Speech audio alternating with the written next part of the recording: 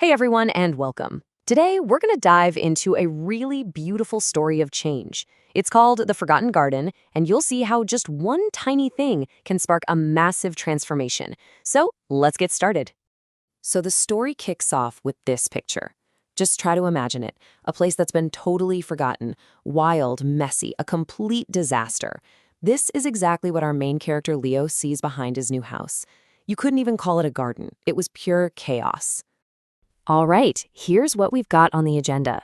We're going to follow Leo's journey from seeing the garden as a problem to completely transforming it.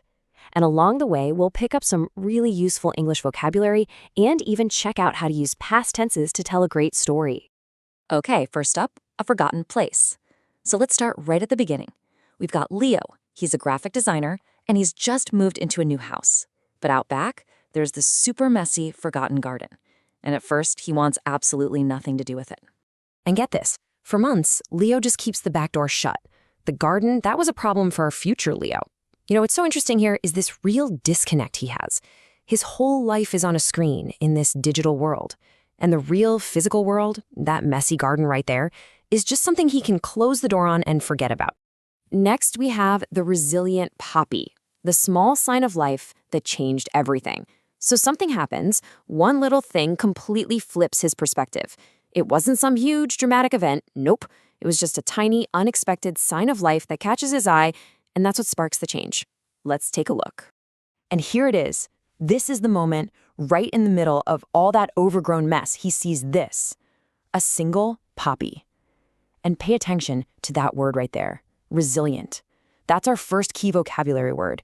It just means this little flower was tough enough to grow in a really, really hard place. So what does resilient mean? Well, it's about being able to bounce back from tough situations. It means you're strong, you're tough. That poppy, it was totally resilient because it somehow managed to grow through a crack in the stone.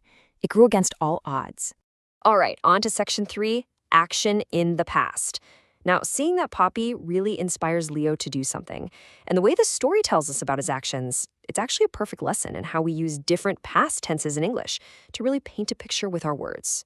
Okay, let's break this down. It's actually pretty simple.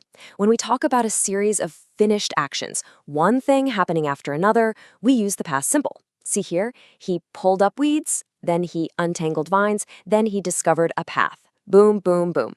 But to create a vibe, to describe the atmosphere in the background, we use the past continuous. So while he was sitting on that bench, bees were buzzing all around him and the sun was setting.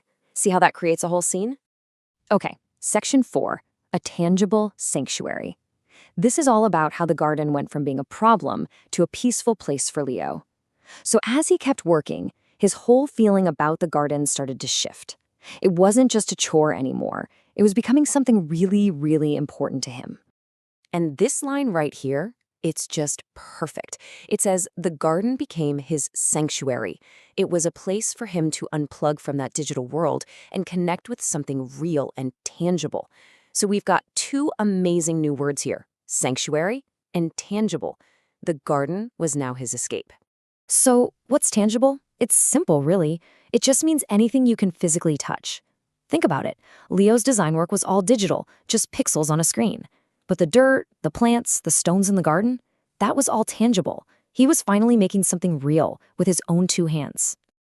And what about sanctuary? Well, a sanctuary is just a safe, peaceful spot where you can totally relax and feel protected. Everyone needs a sanctuary, right?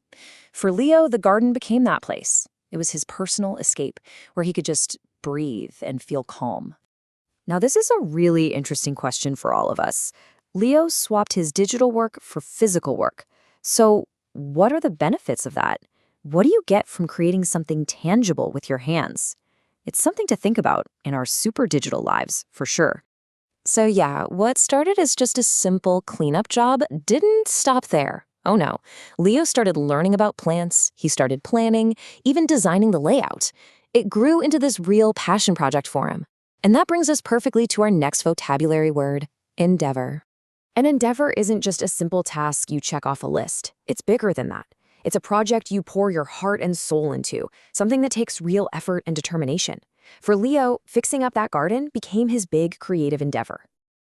And here's a quick look at his whole journey, step by step. First, he noticed the poppy. Then he began clearing.